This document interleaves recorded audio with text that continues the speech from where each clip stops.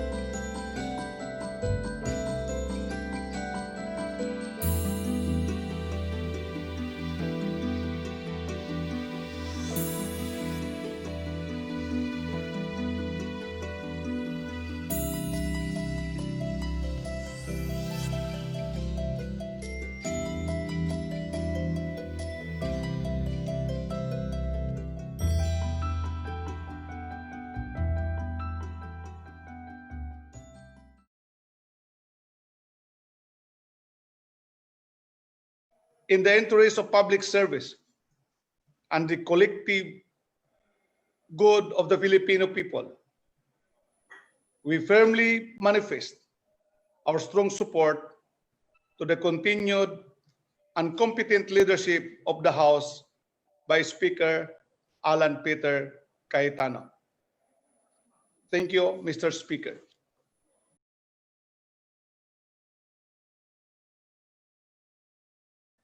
Honorable Speaker, esteemed colleagues, I join my colleagues in Southern Tagalog in expressing our full support to the leadership of Speaker Alan Peter Cayetano.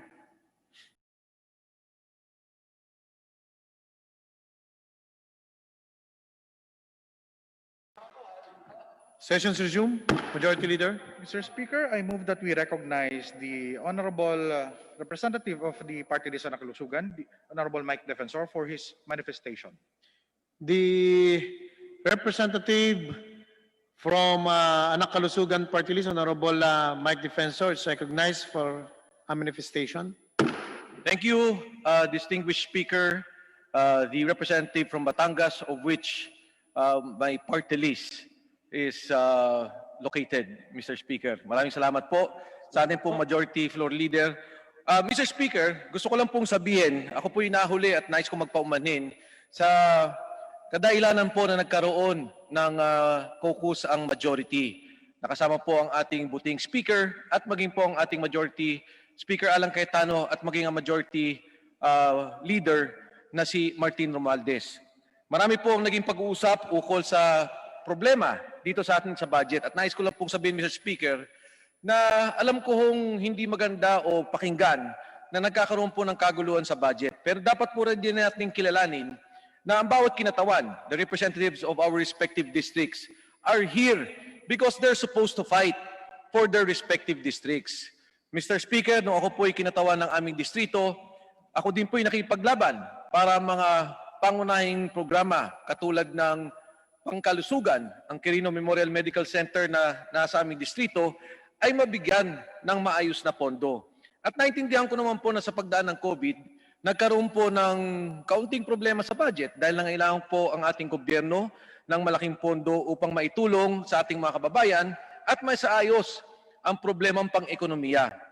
But Mr. Speaker, the point of my manifestation here this afternoon, ang aking punto ay doon po sa liderato ng ating Kongreso. Nagsimula po tayo, Mr. Speaker, na iba't iba ang ating kandidato. Meron po tayong mga kasamahan na nangampanya para kay Majority Floor Leader Romualdez. Meron din po mga nangampanya para kay Congressman Lord Velasco.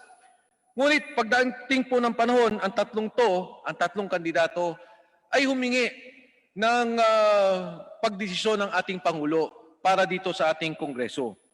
At yun nga po, sa desisyon ng ating Pangulo, ay natukoy at napili si Speaker Alan Cayetano. Mr. Speaker, tayo po sa majority ay sumuporta kay Speaker Alan Cayetano.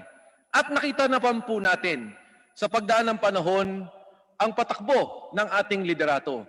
Hindi lang po para sa ating individual na interes bilang kinatawan ng bawat distrito, pero sa kolektibong interes ng ating Kongreso. Mr. Speaker, sa pagdaan po ng panahon, we all know that in the history of Congress, it is only now that Congress has reached the ratings that we are getting today. The highest rating we are getting not only for Speaker Alan Cayetano, but for the entire Congress. Ngayon lang po nangyari na napakataas ng inabot na antas at popularidad ng Kongreso. At ito po ay mabibigay natin ang kredito sa panunungkulan at liderato at pamamalakad ni Speaker Alan Cayetano.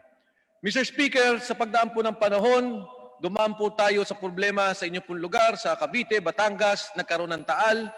Dumaan po ang COVID na nagkaroon po tayo ng maraming problema.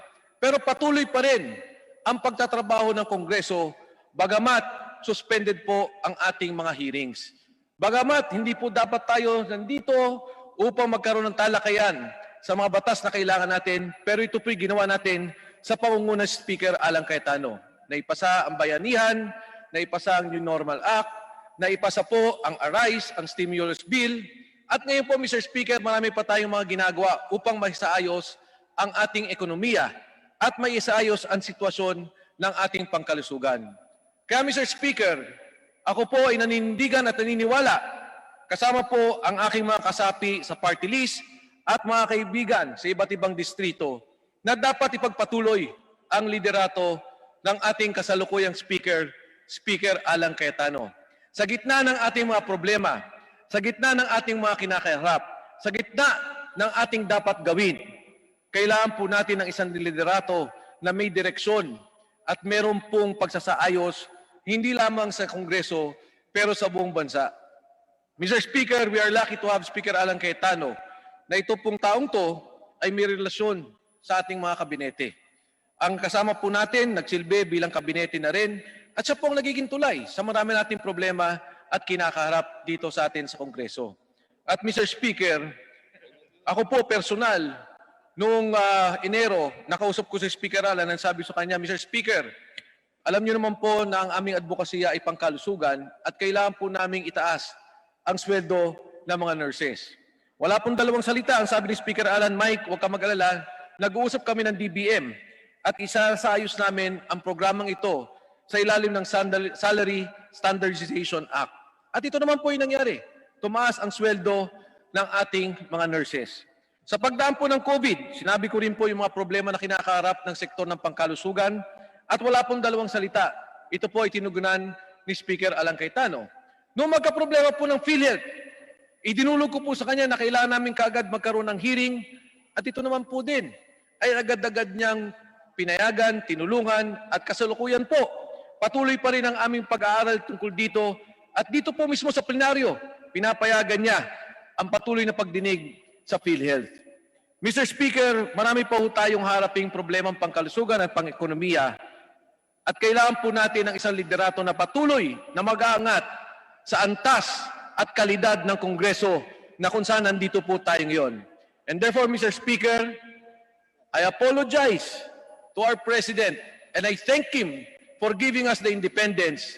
I will continue to support the leadership of Speaker Alan Peter Cayetano. Maraming salamat, Mr. Speaker, at magandang hapon po sa inyong lahat.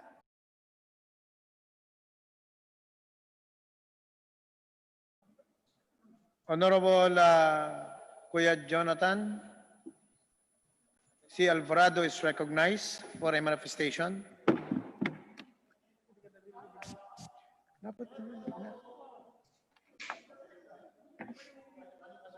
Maraming salamat, Mr. Speaker. Magandang araw po sa ating mga kasama.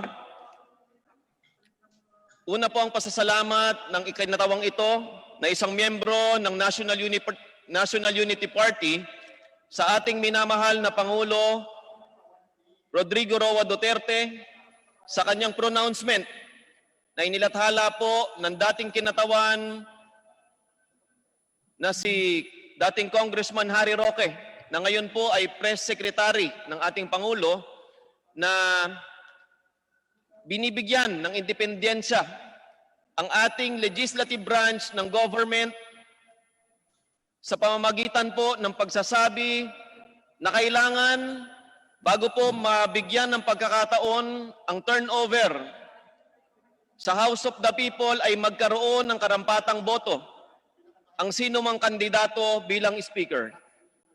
Minamahal na speaker, ang kinatawan pong ito na nanggaling sa lalawigan ng Bulacan at isa sa mga membro ng National Unity Party ay nagagalak sapagkat nabigyan ng importansya ang boto ng bawat kinatawan ng alinmang distrito o alinmang partido sa bansang Pilipinas gamit po ang sariling pronouncement ng ating minamahal na Pangulo.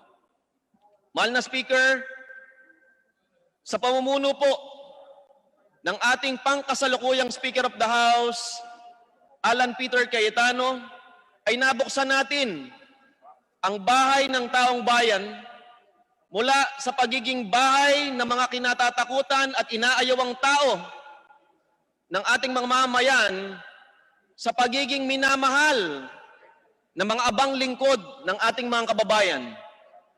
Ang House of the People po ay nabuksan sa pamamagitan ng ating minamahal na Speaker Alan Cayetano upang tugisin ang mga kurakot sa ating lipunan.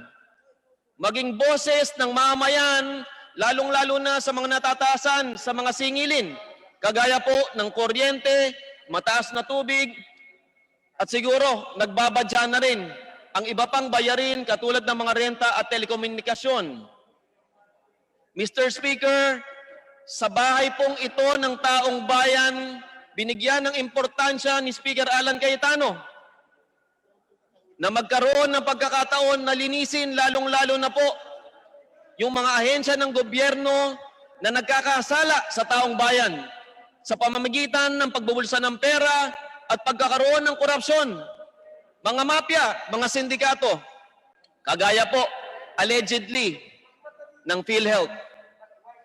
Mr. Speaker, ang bahay po ng taong bayan, kagaya po ng aking nasabi, ay binuksan rin ng ating Speaker of the House, Alan Peter Cayetano, sa pagbibigay ng mabilis ng serbisyo sa ating mga mamamayan.